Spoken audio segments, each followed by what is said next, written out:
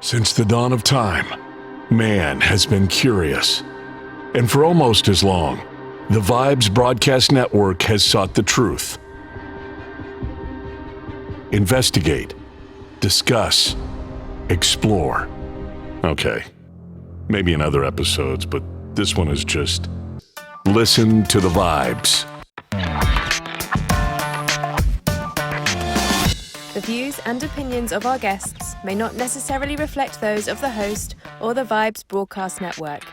Listener discretion is advised. Welcome, everyone, to another episode of Listen to the Vibes, and I am very privileged to have Mr. Rob Mount here, a drummer extraordinaire. He's been with a few bands, and we're going to get to know him and just have a great conversation. So let's kick this off, and let's find out about you, sir. Okay. All right. Well, yep. As you said, my name's Rob Mount. I am from and currently still live in Rochester, New York, and played drums most of my whole life. And the probably the most notable act I played with was I was the drummer for Lou Gramm for the last bunch of years before he decided not to have a band anymore. So playing with Lou was quite exciting, and I've done a few other things as well. I've played with the Scrap Metal Guys, which is like an all-star a group of guys coming in and out, whoever's available, such as the Nelson Brothers and Mark Slaughter and Barry Goudreau from Boston and Phil Lewis from LA Guns, and whoever's available get together and play all their songs or a bunch of their songs in one big show. So I got to do the last show that they did, and other stuff too, but that's kind of the short version of me. So let's see, if I read correctly, your first band was Baby Grand? Well, that was the first band I did anything with original music. Okay. And as far as recording, since high school, I'd been in a lot of cover bands like everybody. You just play all your favorite Iron Maiden songs and Kiss songs and whatever, and you start hitting the bars and you start, honing your craft, so to speak, and having lots of fun. But that band you mentioned, Baby Grand, which was kind of Bon Jovi-ish, which was big at the time. We all had the big poofy hair and, all that kind of stuff. And the music actually was very similar and well written, I would say. Greg, the lead singer, was the chief songwriter. And a lot of the stuff is on my website, robmount.com, all my music that I've recorded. But about 4 or 5 songs of that band is on there. Very good for the time. I mean, if we got a break back then, around 1990-ish, we could have been right there with everybody. So that was, the first band I recorded with. And that lasted, 3 years, something like that. So, yep. Okay. Well, when it comes to the music, I guess a lot of us, listening to all those bands and loving the music and all, we had aspirations of being rock stars and things like that. Was that your ultimate goal from the get-go? Yeah. Like most people, I mean, there's like the generation that's 10 years older than me that grew up and saw the Beatles on Ed Sullivan, and that was their big moment. And then my generation, which, is your generation too. I saw Kiss on Paul Lynde's Halloween special in '76, and I was like, holy crap, what the heck is that? I was like 8 years old and blew my mind. And of course, we've never seen anything like that. And so that was, before that, it was the Osmonds, and then I got corrupted by Kiss. So it was quite the wholesome Mormon Osmond, wow, down by the lazy river, Jay Osmond's the greatest drummer, to holy shit, what is Kiss? So. Yeah, I still remember watching the Osmonds on TV when I was a kid. That was more like what my parents wanted me to listen to. And I mean, don't get me wrong, I still like the music, but seeing bands like Kiss and all, man, that just blew my mind. That's all I wanted to listen to. And being a little kid, I actually believed Gene Simmons could breathe fire like a dragon, and really spit out blood all the time and all that stuff. It was magical for us. Yeah. You didn't see stuff like that. We were used to the Osmonds kind of stuff, and oh man, and the theatrics of it. I guess that's probably what really drew me to Kiss, was the theatrics. And I mean, of course, I love the music, but let's face it, they're not songwriters like the Beatles, but Right. Yeah. still they're a great band in their own right. But was there a point where you felt like you wanted to just give up, or you were always determined that you were going to do this? Well, yeah, there was a little bit because, I've been playing drums. I'm almost 54, and I've been playing drums since I was about 6 or 7. So you do the math, that's almost 50 years of drumming almost. And over time, as you grow up and you get married or have kids, buy a house, and you do all this stuff, for me anyways, there was a time where as I started a family, bought a house and got married, everything I just said, priorities can change for a little while.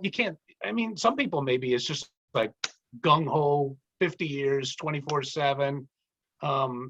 Yeah, that's cool. For me, there was a few years where it's like, music slowed down a little bit and life happened, and then after a while music became important again. And sometimes you need that, because sometimes you have to miss something in order to want it back. And so for a little while, when my kids were really young and bought a house, got married, had the kids, it's like then it was like, oh, I miss it. So yeah, most of the time, generally, you'd sit there and go, it was always about that. But, there's times where you kind of other things get important too. True. Well, the only thing that kept me from becoming a musician was talent. So details, right? Details. I mean, come on. I always wanted to be David Lee Roth, but that wasn't going to happen. But I know what you mean. Whenever I got married, and I got married at a young age, I was 19, and started having kids when I was 22, and everything became about paying the bills and getting that 9 to 5. And I worked for Public Works and mostly in the water department for all these years. And it actually took me becoming disabled and a spinal problem before I decided to pursue my dreams. And I didn't even know what those were, to be honest with you. I stumbled upon this by accident and realized this is what I really enjoy. So for those folks out there that maybe they're just getting started, maybe they're around my age, would you have some kind of advice to help encourage them to pursue those dreams? Absolutely. Well, first of all, you're never too old. You know what I mean? It's look at it this way. It's really tough to look at it this way, and I have to keep reminding myself of this, but the only time there is the present. You only have now. You know what I mean? The past is what it is. You can't change it. You can't worry about it. And the future isn't gotten here yet, and it isn't guaranteed, right? That's true. You only have right now. And I know it sounds like a Van Halen song, but you can always start whatever you want now and work towards it, because because you didn't before, it doesn't mean you got to pay the price the rest of your life. It's like, well, I never did before, so why bother now? No, that's done. That's over with. You got to pay the price the rest of your life because of mistakes you made or bad judgments or just lack of ambition or whatever, So I would sit there and say, figure out what it is you like. You don't really have to come up with this 20-point master plan, but just try and figure out what it is you like to do and then just start moving toward it, Sometimes it does take a bad thing in your life, an injury or a bad situation, to realize that now is all you got. Some people, I'm not saying you, but some people need that little push over the cliff to get them motivated. They sit there and go, oh, wow, geez, I've been doing this my whole life and it's just got me stressed, and debt, I might as well enjoy some of this while I'm here. And I have to remind myself of that too, because everybody gets up in their daily grind. Whatever the daily grind is, anybody can get caught up in that. So I have to remind myself, it's like, dude, you just got now, you got to be present, and it's like they say in a car, there's a reason why the rearview mirror is a lot smaller than the front windshield, right? It's true. You got to be looking forward. Mm-hmm. So, easier said than done, of course. And I don't always live up to my own advice like that, but you gotta try and look at it that way. You still have time. You still got the rest of your time is worth as much as the last part of your life is, right? So long as you can do it, whatever it does, whatever makes you happy, as long as you're not, making other people's unhappy doing what makes you happy. Well, and I think another problem that I had was that I'd had those family members that were like, oh man, you got a good job and you got benefits and you need to stick it out and you'd be silly to try to pursue something else. But yeah, I mean, yeah, I understand that being, I guess that I hate to put it this way, but like a crutch, that something to fall back on, but you should still pursue something in this life that you really want to do. Yeah. I mean, when you do something you enjoy, it's not a job anymore. Right. Well, the problem I see with society is it kind of, you've got this set of rules, so to speak, of what society thinks is successful, right? Mm-hmm. And it is what you just said and what we're all taught. You get a good job, you have your 2.3 kids, you save your money, you buy your little house, and then you retire at 60 years old with your gold watch or whatever, you know what I mean? And that to everybody has always been kind of the rule or the guideline for success. But what does that set you up for? It sets you up for a cookie cutter just an existence. You're just existing.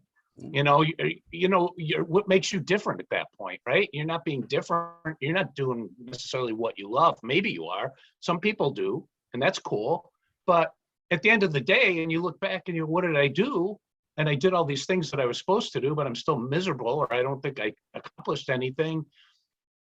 It sounds kind of harsh, but you kind of wasted your life. I mean, what did you do to grow? What did you do to make yourself happy? What did you do to sort of give yourself some sort of accomplishment feeling? You know what I mean? So we're kind of pressured to do that. It's kind of expected for us to do it. You're respected if you do that. But at the end of the day, so what? Just because you did it doesn't mean I got to do it. I mean, it's true. And I think a lot of people mean well when they say that, but they also don't want to see anybody rise up and succeed sometimes because they couldn't and they didn't. So you get people that'll hold you back because, well, I had to do this preset rule of life, and why should he get to do that? And they get jealous or resentful or whatever. It's like, hey, dude, well, everybody's different. They have their own thing. To some people it's playing drums. To some people it's art. To some people it's doing a podcast show. Whatever. I think. No, go ahead. If we didn't have to chase the almighty dollar, you can do whatever you want. I mean, think about it. If money was no issue, would anybody really be doing what they're doing? I mean, some people would say yes, of course, but most of us sit there and go, hell no, I'd be doing what I really want to do. So that's the unfortunate part, is you can't just drop everything because you got to pay the bills. So It's a fine line. It's it's a fine line. But at the end of the day, you got to sit there and look yourself in the face and go, hey, at least I did this. It made me happy. So I think you hit the nail on the head when you were saying that other folks are kind of resentful and get jealous because you're wanting to do something you really want to do. And I don't think they had the guts to actually pursue those things. I don't know. To me, I say I was caught up in that, wanted to pay the bills, and I was trying to please everybody else by keeping my regular job. And say after becoming disabled, and I don't want to just sit around and wilt away. This is the perfect time to find something that I really like to do. Podcasting ended up being it. And I just don't want other people to feel that, man, I can't do that, or I'm stuck in this job. And don't wait for something like what happened to me before you decide let's try something different. Yep. But going back to your music, when you got into your genre of music, did you ever at one point ever feel like you had to change with the times and maybe get into something you didn't really, really want to do? For me, no. Luckily, I always just whatever band I was in or was doing was just stuff I liked. chasing a trend, it sounds cliche, but I mean, if you're chasing something, you're already behind it, right? Yeah. So, it's just natural. You can't chase something you're in front of and leading. So you're chasing something that's already been done. And so luckily enough, no, everything, I mean, I've done different things like that Baby Grand band that you mentioned was very like Bon Jovi-ish commercial hair metal kind of stuff, which I like and still do. But then the next band I was in was completely different. It was a band called Ramrod that sounded more like Pantera, and that was getting popular at the time, but I liked it, so it was cool. I was like, oh, there's something different, and down the road, of course, anything else I did, mostly like with Lou Gramm and stuff, of course, I grew up listening to that. And so, it's a no-brainer. So luckily for me, I never was chasing anything or doing anything like that, because you're really not going to be happy anyways. If you're doing something for a buck or just to do something, you're not going to be happy. And if you're not happy, it shows. You know what I mean? It's hard to fake happiness if you're miserable, so. Well, I mean, for me, I have to be in a certain mood to listen to certain bands. I mean, I like everything from the 50s and the 60s on up. And, I got into the grunge thing for a while, and I really like heavy metal music, that kind of thing. And so bands like the Beatles and the Who and the Rolling Stones, or even Led Zeppelin, they weren't tied to a certain type of music. I mean, you see, they had different stuff on all their albums. They started out with that kind of skittle or whatever you call that music when they first started out. And then skiffle, that's what I meant. Blah, blah, blah, blah. And I got the skiffles. yeah. Terrible. And even say Ringo, he liked country music, so you'd hear something like Buck Owens, or you'd hear some harder stuff like Helter Skelter and that kind of stuff. Rolling Stones, even, you'll hear a little bit of the maybe some boogie woogie or country style or the harder stuff. So for me, it's kind of, I wanted to be in a band that could change like that, but still be a hit. Sure. I don't know what kind of mood I'm going to be in. So, what would your ideal band be?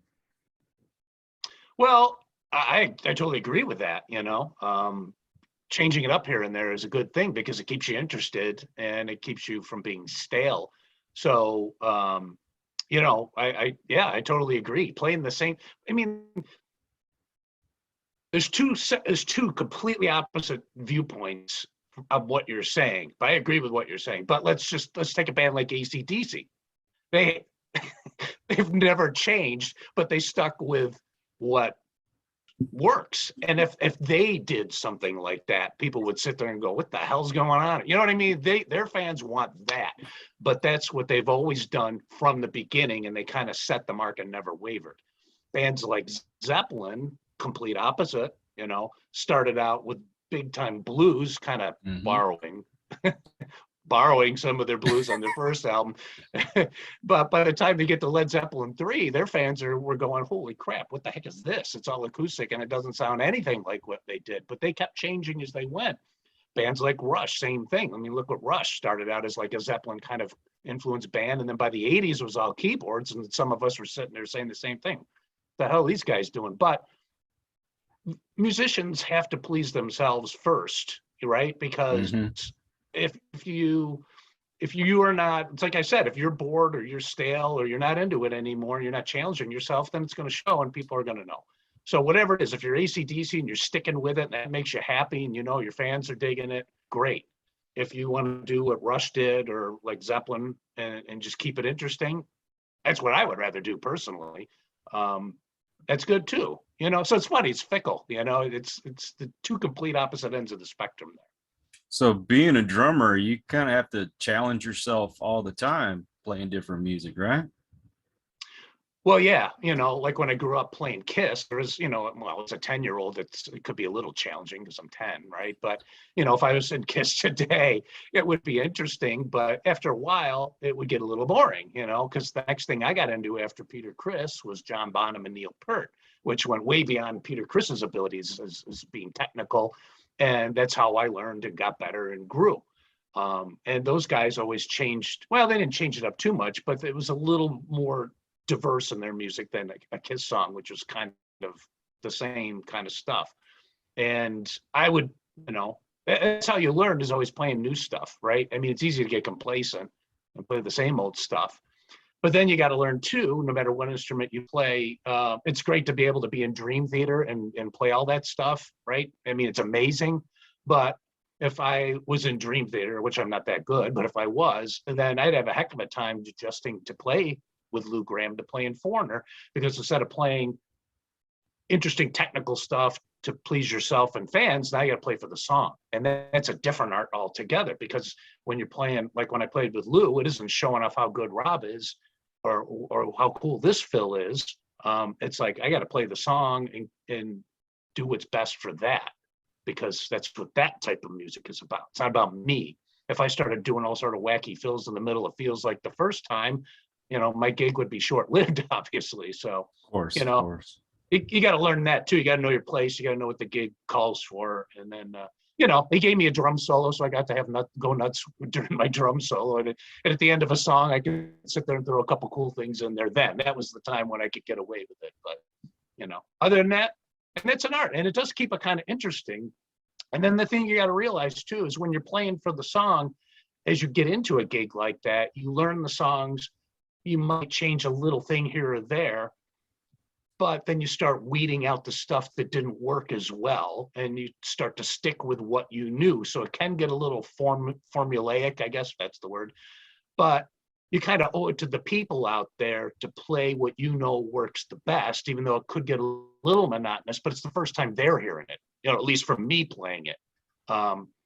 You don't want to be giving the audience an experiment every night. That's not fair to them. If, let me try this tonight, I mean, it's kind of a fine line, you know what I mean? It's like you do for the song, you try to keep it a little interesting for yourself, but if something works better than something else, you stick with it, because you owe them that best rendition of what you're doing too, right? So, and this could include drumming or anything. What was the most challenging moment in your life? Wow. Never been asked that before. That's a good question. The most challenging thing in my life, if it's any topic, I don't know. I mean, I don't have an answer to that. I could probably say being a parent would be definitely one. I mean, I have 2 kids, and trust me, you're never prepared. You can think that one through until you're blue in the face, but until your baby, pops out into the world, you're not prepared. You know what I'm saying? It's like, I had a friend of mine who used to ride me for a while about being a parent, because he didn't have any kids at the time. And after he had kids, he would sit there and tell me, he goes, yeah, those times I was on your ass about that. Well, now I get it, now that I have my own kids. And I'm like, see, so yeah, I guess that could be one of the answers. I mean, other than that, musically, one of my biggest challenges would, I don't know. I don't have an answer. Maybe playing in Lou, but I wouldn't say that was a big challenge. I mean, the only thing was it was on a much bigger scale than what I was generally used to. Yeah. Getting thrown out there in front of 20,000 people and opening for Bad Company was kind of cool, though. It was maybe challenging because there's a big giant sea of people out there that I only played to a limited amount before then. But it was fun, Got to get in the frame of the mind. It's hard to explain to somebody the mindset you get into when you're thrown into that. It's just like you're up there, you're doing it, and it's like, it sounds cliche, but you're really kind of channeling yourself or whatever, the spirit, the electricity. It's kind of just, you're not thinking about it. You know what I mean? If everything's cool and you get in that headspace, you're just doing it and you're just going with it. And you're not so much thinking like, I'm hitting this cymbal over here. Oops, I'm going to hit that drum over here. That's not playing drums. That's playing drums when you're learning how to play drums. Whatever you do, once you do it enough and you're confident and you're accomplished enough in it, you just do it without thinking. Yeah. And that could be a challenge, but it's the coolest thing, man. It's the coolest thing. So.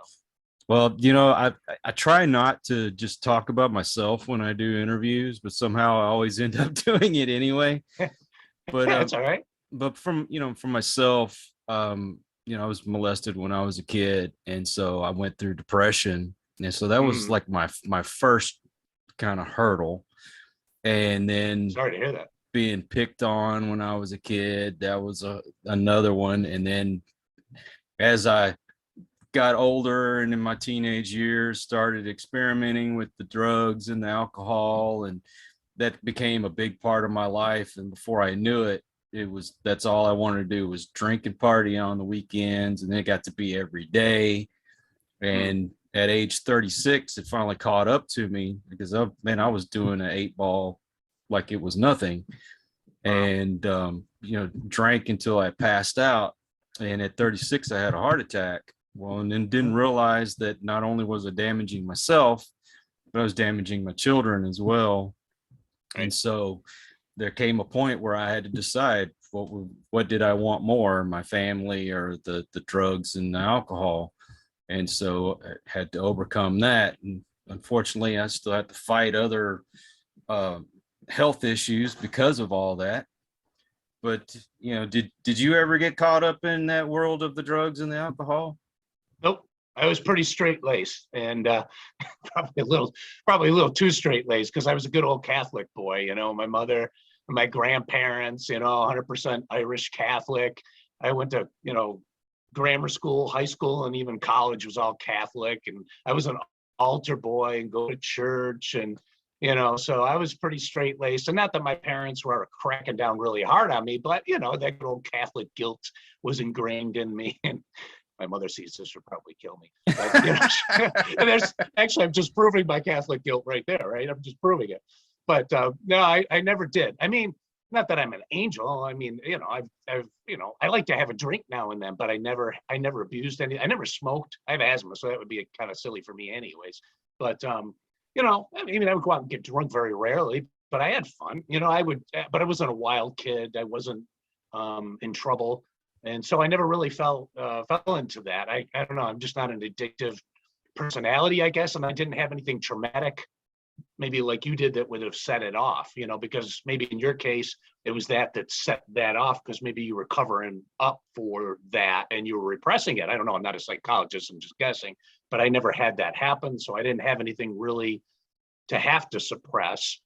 And, I'm not even a gambler. Like, I don't even like to go into a casino and gamble. It's just not me. So I don't know. Thankfully, I never got into any of that stuff. So, I mean, it's around you and it's easy to do. And, some people get that high of playing gigs, and then they get back to the hotel and they don't want to come down from that high. Right. And they want to keep the ball rolling, and they do stuff maybe they shouldn't be doing. And granted, back in the day, in the 70s, when Keith Moon was driving Cadillacs into swimming pools and TVs were weapons, those guys kind of got away with it to some extent. Now it's like, yeah, okay, whatever. That's like, nobody does that anymore, thank God. Yeah. But I never got into it. So luckily for me. A lot of those guys that we looked up to during that hair metal time in the 80s, that was the whole thing. Let's party. And now you talk to them, they're like, man, I had to get away from that stuff. It was killing my friends and it was killing me. Yep. But you look at somebody like Gene Simmons, one of our heroes growing up. Dude never partied. He was into the women, but he didn't drink. He didn't do drugs and all that stuff. And he's one of the coolest guys on the planet. Yep. Luckily, there's a couple guys out there that stayed pretty straight. Him, Ted Nugent, a couple of guys that stayed the straight and narrow. And I mean, it's not so much your occupation, although certain occupations give you more of an opportunity like that. Mm-hmm. But it's the same thing whether you're a CEO of a bank or whatever. A certain type of personality can fall prey to certain types of things. Right. So, it's not so much the occupation. It's just, certain mental personalities can lead people to doing that stuff. I give those guys credit for not doing it, because the temptation and the opportunity is way more prevalent when you're famous.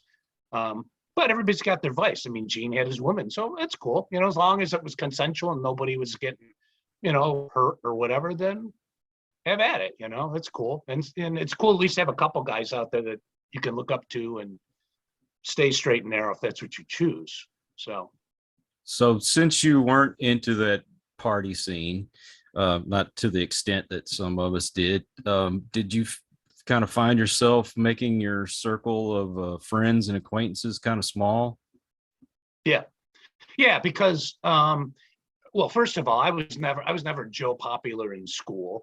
I was just kind of there, I was just one of the musician guys. And there was always the in crowd, the football players, the wrestlers, whatever, the athletes. And I played a lot of sports too, which was cool.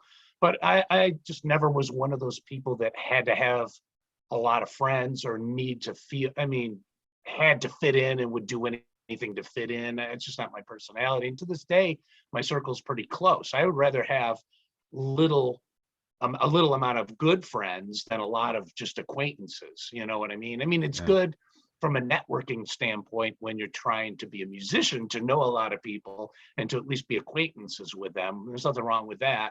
But I'm not one of those people that was a social butterfly. And maybe that does hurt me in a way in this business, because those people that are social butterflies that are great with schmoozing people and going out to parties and playing the game, they're the people that are out there more. And if you're out there more, more opportunities come your way.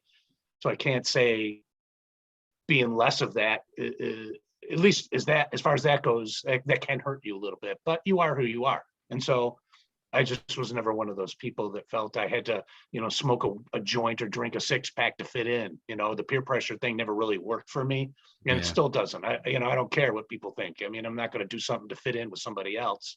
I'm me, and like it or lump it. I don't give a shit. And the older I get, the more I feel that way.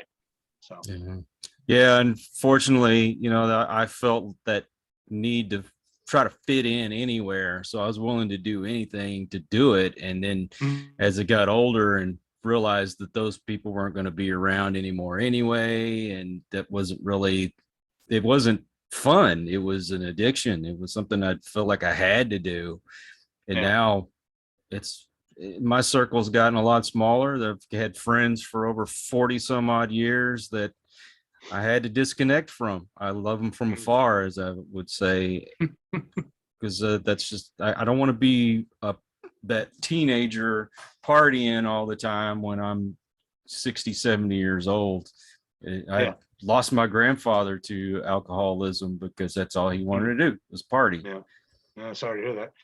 Well, life's like a bus. I look at it this way. And as you're going down the road on your bus, certain people get on for a little while, you go down the road with them, and then they get off. And then maybe later they'll get back on. Who knows? It's just people get on your ride as you come and go. And if it is what it is. Some people come back in decades later, and who knows? But you got to kind of stay true to what you do and what you want. That's true. And the problem you run into, and this is the sad part, is, but it's a good saying, and I'm paraphrasing it, but you really know a true friend based on how they treat you when they don't want you for something or they don't need something from you, right? If they're cool with you and want to be with you and help you and just like you for you, when you've got nothing to offer them other than friendship, then that's a true friend. But there's, as well as I do in life, and especially in the music business, there's too many phonies out there that they want to pretend they like somebody and they'll schmooze up to people, but they're only looking into that because they want something, or they think that person has something to give them. So they, you play the game, and then when you get what you want from them and they're of no use, goodbye, see you later. And, that's bad. That's terrible. Like, you don't treat people that way, but some people do, and they don't care either. But and in life, that's the way it works. So a good friend is somebody who sticks with you no matter what. Even when you don't have anything to offer them and they're still there with you, then you got somebody special. Yeah, true. That's a sad truth about the way things are. It doesn't have to be that way, but I guess the dollar speaks louder than any friendship when it comes to that. Yeah. But well, let's get out of the music for a little bit. So tell me, what do you like to do outside of the music biz? Well, outside of the music business, I like to, it's not very rock and roll, but I walk a lot. I do a lot of walking whenever I get a chance, for exercise and stuff. And it's just a great way to get out and get some fresh air and be alone with your thoughts and, and get away from all the garbage that we deal with all the time. So what I do is I pick a few different areas that I like to go walking in to vary it up. And so that's one of the biggest things I like to do. I've always read books, so I like to read. I probably got 400 or 500 books between PDFs, Kindles, and physical books that I've yet to read, like a typical book nerd who just collects too much. I'll never finish what I have, but yet I still buy more. We'll figure that one out. But and be with my kids and my family, because that's really gotten to be a lot, even more important now to me nowadays than it used to be. Me and my current wife separated a while ago, and all of a sudden, because she had a big family, she had a big family, spent a lot of time with her family, which is cool. My family isn't very big, and it just defaulted that way, not out of any bad thing. I still saw them, but now that I'm on my own and I got more time to fill up, it's like, all of a sudden my kids who are adults, I get to spend a lot of time hanging with them. They're over for dinner when I have a chance, my parents, and that's cool, because that's the most important thing. Your family is your most important thing. And it sounds cliche, but it really is true. And I feel sorry for people who don't have any family, especially this time of the year. It's the holidays. People don't have any family. They don't have any friends. They're sitting there all by themselves. That's got to be miserable. You know what I mean? It's got to be miserable, because I'm lucky that I have people that I could still talk to and hang out with, and family that, I call one of my kids up, let's go do lunch or whatever. And I can do that. And I get along great with my kids. And that's the most important thing to me. So outside of music, that's it. Family, hanging out with them, reading, walking, and there you go. I guess that sounds good. What's your favorite genre of book? Well, well, as a big category, nonfiction is it, but I read a lot of books about what some people would label as conspiracy theory, but to me it's not. It's actually, I like to critically think about a lot of stuff. I don't buy narratives of what I'm told, because most of what we're told is a big pile of BS anyways. True. And I realized that a long time ago. So, I go between like the JFK assassination, big time into that, reading up on that. I've got hundreds and hundreds of hours into reading, listening to podcasts, watching videos. And you start to see that if they lie about a certain thing, then maybe they're lying about other things that have happened. So you start getting into other things like, 9/11 and all that kind of stuff, where you start realizing that, I don't know. I mean, I'm not people do what they want with any of this stuff, but you can even go to today right now. And once you've been lied to enough times by certain people, why would you believe anything they say? So I'm just saying, critically think, use your own brain. Don't buy what you're told. Don't even believe what I'm telling you.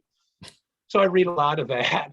I read a lot of music books too. I mean, some of my DVDs and stuff, but I got all the, the rock bio books. I read everybody's book that comes out. Sometimes inspirational type books and thinking along those lines type books I read a lot of. I don't know, it's across the board. As I'm pulling my earphones out of my ear, and that's not cool because now I can't hear myself. But yeah, so anything that keeps me entertained, right? Because if a good book's a good book, it's one you don't want to put out, and you sit there and all of a sudden an hour goes by and you're like, oh wow, So I like doing that. Oh man, watching documentaries too. Oh, you're right up my alley there. I love documentaries. Yep. In fact, on Amazon Prime, they have one about Frank Zappa and the Mothers. I saw that. I think, well, if there's more, I don't know how many there are, but I did see one about Zappa recently. Well, very good. There was a guy on there. His name's Billy James, and I don't know if you've ever heard of Billy or not, but I heard him talking, and then so I Googled his name and I found him. He owns like a PR firm out in, I think it's South Carolina. And so I wrote to him trying to get him on the show, and he wants to, but he's got so much going on, but he's like sent all these people my way, like Kevin Godley, the drummer from 10cc, and a few other folks. And anyway, he ended up sending me 2 of his books. And so I just read the one about Frank Zappa and the Mothers, and you should check that one out. It's really, really good. Okay. He's got another one on Captain Beefheart. Freaking the guy's amazing. You should talk to him. He's an incredible guy to talk to. But man, documentaries is right up my alley. Anything. Yeah, I can't watch regular TV. I just will not watch that garbage. To me, there's a reason why they call it television programming. You know what I mean? It's just, I will not waste my time. But a documentary where I'm actually learning something, like a music documentary or whatever it might be. At least if I'm learning something, then I feel like I'm not wasting my time. So I'm right there with you. I just watched the one about the Funk Brothers. That was amazing. That sucks the way they were treated, but those guys are awesome. Anything to have to do with the Old West, like Billy the Kid and Wyatt Earp, all that, any kind of documentary. And cool. I'm like you, I got rid of our cable. We have Yeah. some streaming services, so that's all I will watch is I can pick those things that I want to see. Get rid of the garbage. Learn something. Yeah, man. Yeah, man. I'm right there with you. I can't do it. Even if I want to unwind and watch something, it's rare that I unless it's something like, it's interesting, getting way off topic, but I'll just real quick. Like I can sit there and watch something stupid, but if it's something that's masterfully done, that's stupid, like an old Steve Martin movie, like The Jerk. I mean, I love that movie. It's dumb and it's stupid, but it's artfully done and stupid. You know what I mean? He's a genius. That guy is so smart and is so talented over a variety of things. It's just not lowest common denominator crap like we see now, just to dumb people down. At least it's masterfully done. So I'll allow myself to watch stuff like that, so. That I could sit through a million times. Caddyshack, people that are talented, that are being silly, but it's done well. I could do that. I'm not as stiff as I sound, I guess. I like stupid shit like that. Have you seen the Ruddles? Oh yeah, dude! I just posted. Me holding the video in my hand the other night. I was watching. Yeah, it's on. Go look at all my social media, because this whole Beatle thing is out that I haven't seen yet. The Get Back thing. And I haven't watched it yet, but I posted myself holding the Ruddles, DVD thing. I'm like, instead of that, I'm watching this, dude. It's hilarious because I love Monty Python too. Again, dumb shit, but it's masterfully done, right? And you have to be smart. You have to be smart and listen carefully to get it all, because if you look for half a second away, you'll miss 10 things. You know what I mean? Yep. Dude, that's hilarious. They did such a great job of that. Hilarious. Yeah, I watched that one. They had a Ruddles too, and I ended up finding it on DVD. Yep. And of course, I know you've had to watch Spinal Tap. Oh yeah, of course. Yeah. Oh yeah. Well, lived a lot of it, getting lost behind the stage. I mean, come on. Everybody, we've all gone through that. I have on my YouTube channel, I think, at least a couple bloopers videos. I mean, where cymbals go like this in the middle of a song, even though you took a wrench to tighten it before the gig, it'll still fall and sticks at me in the face. And dude, trust me, it's all happened. It's you name it. Is that like the funniest thing that's ever happened to you? Dude, I couldn't tell you the funniest thing. Well, I'll tell you two. Well, I'll tell you two. I'll give you two. All right. So one time, and it wasn't funny at the time, but it's funny now. You know what they say, time plus drama equals comedy, right? So now it's funny. So we're playing somewhere, and it was a road show where we drove to the gig when I was playing with Lou. And on gigs we drove, instead of flying, we could bring the big giant 400 jukebox, the inflatable one that goes, blows up 30 feet or whatever. So our stage guy decided to set it up right behind my drums where it goes, but a little too close. So the end of the night, we're playing Jukebox Hero. Song starts out, you're doing, the kick drums going, and the bass is going, the whole. So the thing starts going up, and I'm just looking out at the crowd. And I don't know what I was looking. I'm just looking out, spacing out, and all of a sudden, hit the kick drum. All of a sudden, I hear a cymbal go crash. I'm like, what the hell was that? I look over. And my very far cymbal behind my last tom is no longer there. But the jukebox is now there. And I'm looking at our stage guy. I'm like, hello, what the fuck? So he's running out. He picks up the cymbal, and it's on my YouTube channel, so you can find the clip, because the jukebox inflated and took out the cymbal, and it went flying towards our keyboard player, Jeff Jacobs. And luckily enough, it didn't hit him or his gear. And so he puts the cymbal up, and I just gave it a big crash right in his face, because it was his fault. I was so ticked off, Luckily the cymbal didn't break, but it still has a dent in it. Thanks, Bob, I will add. But so that was kind of funny. And it's a good thing I filmed all of our gigs, or most of them, because it's cool to have all this on video for later. And then another time, which I didn't have on video, the first year I was with Lou, I didn't have my video camera. We played with Foghat. And at the end, Roger Earl, the drummer in Foghat, was standing on the side of the stage with some of his people, and he was watching me play. I was watching him play when he was playing, so they were watching us. And I did some sort of real cool around the toms. And when I got around to the right to my floor toms, my right stick flew out of my hand. And the next thing I know, it's going up into the lights, it's going way up there. And while it's still hanging in the air, I look at him and he's looking at me. We're having a drummer moment. We both started just laughing, right? Because he's been there, done that. And I was just dying laughing, and I never caught the stick. It was gone, but it was funnier than hell because we just had this moment where we locked eyes for a second, and I'm sitting there trying to be cool, and I'm trying to reach for another stick as I'm playing. That was funny. That happened all the time. It's never a dull moment. You gotta laugh. I mean, some people get ticked off and they get bent out of shape for this stuff, but I'm sitting there going, come on, man, you're taking yourself way too serious. This is fun. When that stuff happens, I laugh. You know what I mean? What are you gonna do? Man, you see so many divas that the smallest little thing pisses them off. And it's like, come on, man, enjoy life a little bit. Mistakes are going to happen. But, blooper reels are probably my favorite parts of the movies, Yeah, it's it, because it just happens and it's funny, and it's a fresh reaction right off it's your initial reaction, it's not scripted. And if you can't have a little sense of humor about yourself or life in general, then you're going to be miserable. You're not going to be happy. I mean, you want to be serious about what you do to a certain extent, of course, because you have to take it seriously. But come on, if something happens, come on, laugh it off. Who cares, Unless you shoot somebody or something. Well, I shouldn't even say that. That just happened. A bad example. But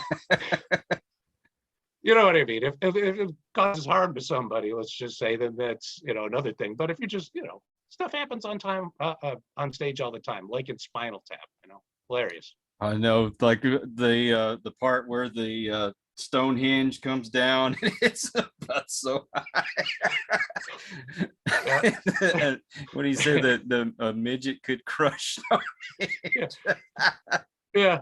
They said something like, well, stop making such a big thing out of it. And the other guy goes, making a big thing out of it would have been good, because it was so small, It's just the one, you can watch that movie 10 times and still pick up new things, you know what I mean? It's so great. Oh, that's what I love about those movies. I always find something that I missed the time before. Yep. Oh my God. See, I have a feeling you and I could sit and watch movies together. Yeah. My wife doesn't like those kind of movies, but I love them. Anything Monty Python, the old Saturday Night Live guys, that kind of stuff. Yep. Anything like that, I could crack up. But so is there any plans going on here in the near future? Well, right now I'm just hanging out, teaching drums. I haven't played much since COVID, just because obvious reasons. Right. Since back at the end of a couple of years ago, Lou decided he didn't want to have his own band anymore. He still tours, but he uses somebody else's band and plays with them. I've done the scrap metal thing, which is an all-star band, kind of headed by the Nelson twins. And it's like Lita Ford and Eric Martin and Barry Goudreau and any big name guy who's available. They go out and do a gig and play like 3 songs from everybody. And they've been doing that on and off for 10 years or whatever. So I got to do that the last show they played, which is going on 2 years ago now, unfortunately. So I hope to do more of those when they decide to get that rolling, which I don't know when. I've been in touch with Gunnar Nelson on and off, and he's like, well, you're the first guy I'm going to call when we get rolling. But because of the COVID thing, everybody's just trying to get their main gig going. And everybody's running into bumps along the road, because, you get going for a few weeks and then you got to stop because somebody got COVID or somebody tested positive or, it's just been a giant shit show, as we know, in the music business. So I've been playing locally. I have a local regional band that I'd been doing up until recently and just doing that, teaching drums, like I said. But as far as a main gig right the second. I'm in between gigs, as they say. So nothing major right now, but hopefully something will come across soon. Just depends on the state of how things go, whether the universe gets locked down again or I recently just had fun teching for my buddy Rob Hammersmith, who is the drummer in Skid Row. His drum tech got appendicitis or something like that and got sidelined in a hospital in Florida. And a week before, he called me up and said, "Hey, what are you doing next Saturday?" I'm like, "Well, nothing." "Well, want to come drum tech for me?" I'm like, "Well, never drum tech for anybody but myself." Sure. So that was kind of cool. I hung out with those guys, hung out with Rob. He's a good buddy, real nice guy.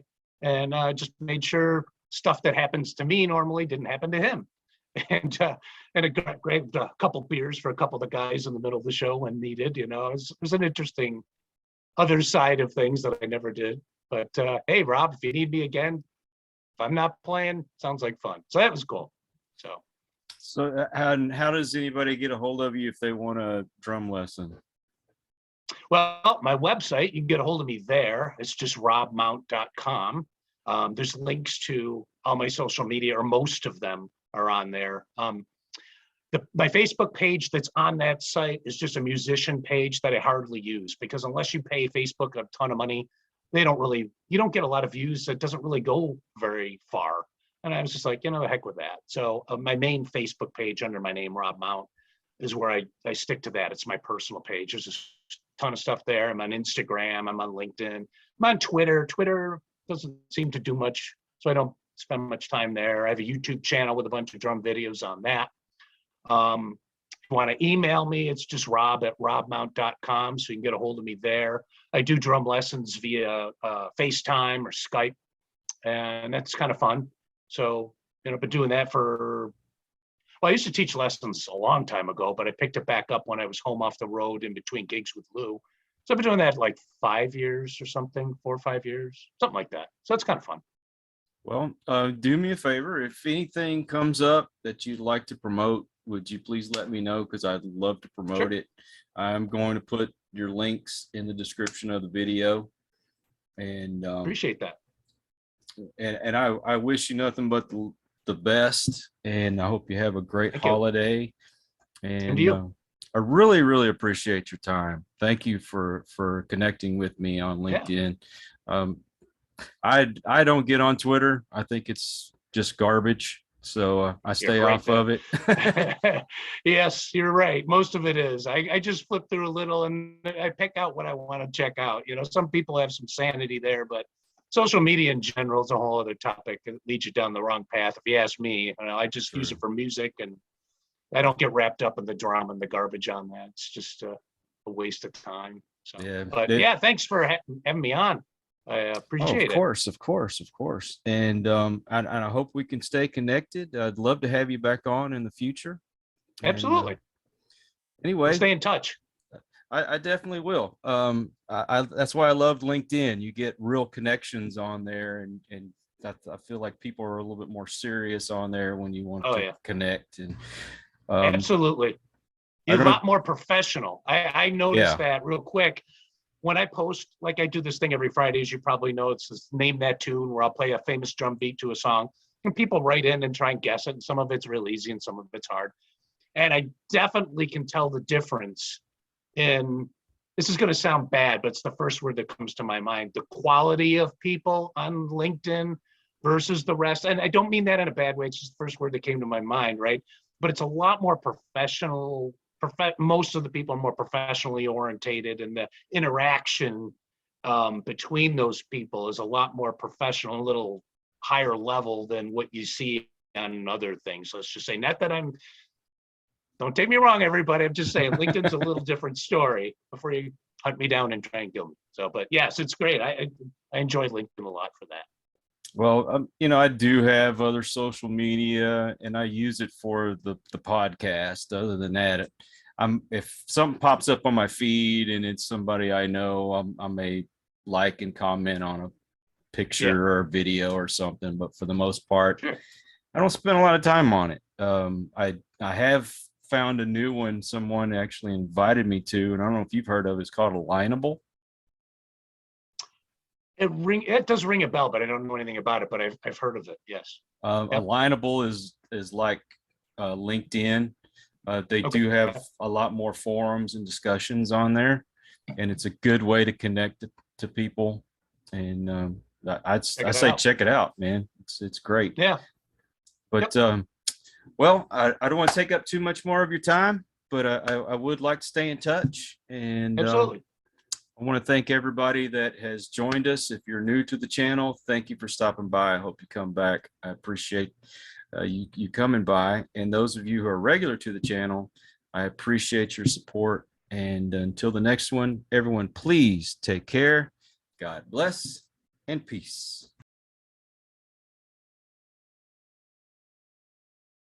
What a game, or it's too late. Hey,